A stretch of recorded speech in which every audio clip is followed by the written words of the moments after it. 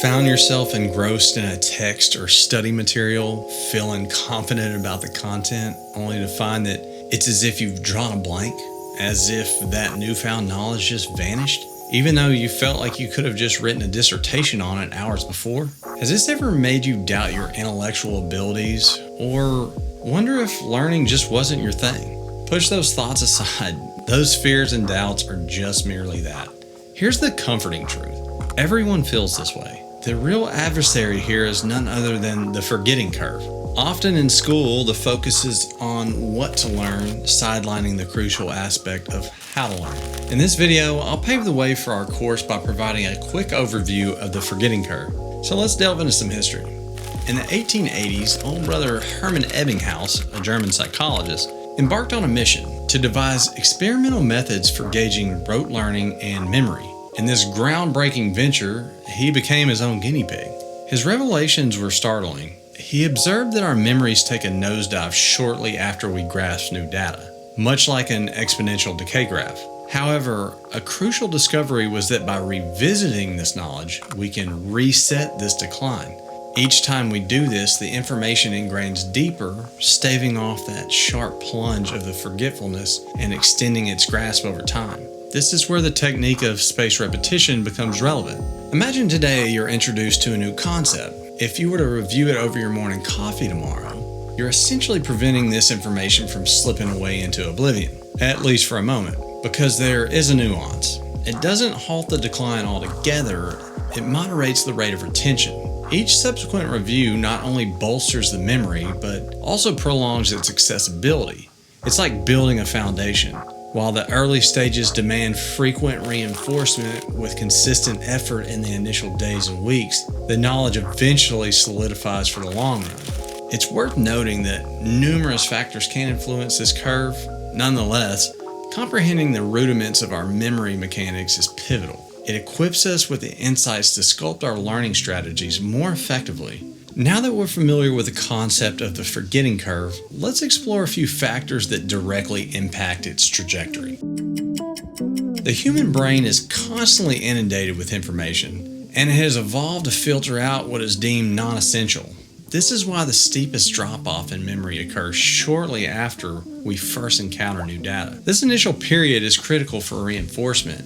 If we don't engage with the new information during this phase, our brain is more likely to classify it as unimportant and discard it. However, by revisiting and engaging with this new material multiple times shortly after our first encounter, we signal to our brain that this information is valuable, prompting it to form stronger neural connections. Like a muscle that needs consistent workouts to grow stronger, our memories benefit from frequent early repetition.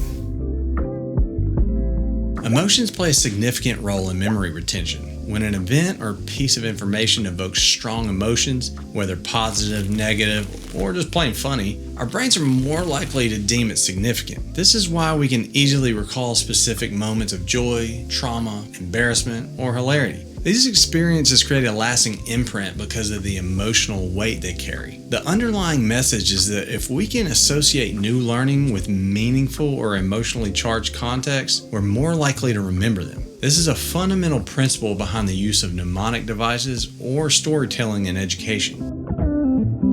The mode and manner of delivering information plays a significant role in how effectively it's absorbed. Clear, well-organized, and engaging presentations cater to our cognitive preferences. Think of it as the difference between reading a dense, jargon-filled report and a well-written story. The former can be a struggle, while the latter flows smoothly. A similar exercise could be a passionate educator who utilizes engaging tools like visuals, stories, and interactive methods can make the learning experience memorable, facilitating better retention. The sensory richness of the presentations, incorporating visuals, sounds, and even tactile experiences, can significantly enhance memory. Mental well-being is intrinsically linked to cognitive function. Chronic stress, for instance, can release hormones like cortisol that, in excessive amounts, can hinder memory and cognitive processes. Poor sleep, on the other hand, robs the brain of the essential downtime it needs to consolidate memories and clear out neural waste. By focusing on mental health, ensuring regular rest, managing stress, and engaging in activities like exercise, which releases beneficial neurochemicals, we not only promote overall well-being, but also create an optimal environment for memory formation and retention.